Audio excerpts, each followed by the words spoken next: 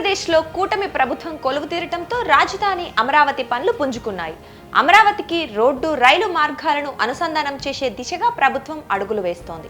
ఈ నేపథ్యంలోనే తెలుగు రాష్ట్రాల మధ్య కీలకమైన బీబీనగర్, నల్లపాడు మధ్య రెండో రైల్వే లైన్ నిర్మాణం, విద్యుదీకరణ పనులు ఎట్టకేలకు పట్టాలెక్కాయి. ఏళ్ల నుంచి ఎదురు చూస్తున్న ఈ ప్రాజెక్టు తొలి దశ పనులు ప్రారంభమయ్యాయి. కుక్కడం, నడికుడి మధ్య 570 కోట్ల రూపాయల వ్యయంతో నిర్మించే 47 కిలోమీటర్ల పనులు చేపట్టేందుకు ఇటీవలే కాంట్రాక్టర్ని ఎంపిక చేశారు.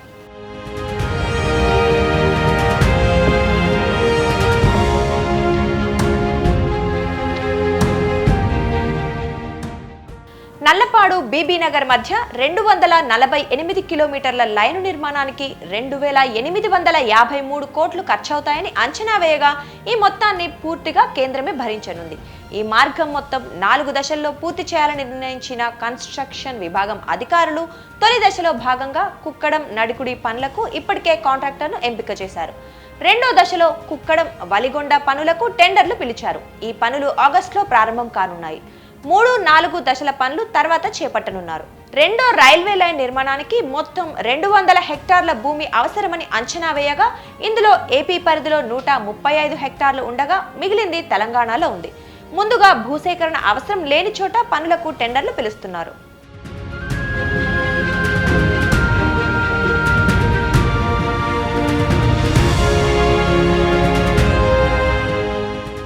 సికింద్రాబాద్ నుంచి బీబీనగర్ వరకు 2 లైన్ల రైలు మార్గం ఉంది. ఆ తరువాత పగిడిపల్లి స్టేషన్ నుంచి నల్గొండ, మిర్యాలగూడ, ఆంధ్రప్రదేశ్లోని నల్లపాడు వరకు ఒక లైన్ మాత్రమే ఉంది.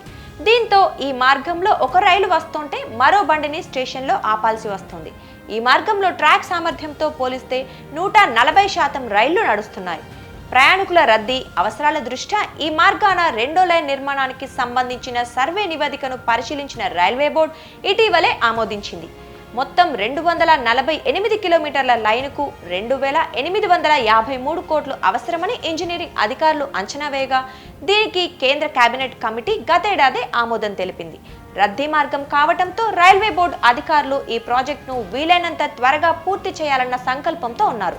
ఈ మార్గంలో పనులు పూర్తయితే రైల్లో గుంటూరు నుంచి సికింద్రాబాద్కు కేవలం 3 గంటల్లోనే చేరుకోవచ్చని అధికారులు చెబుతున్నారు.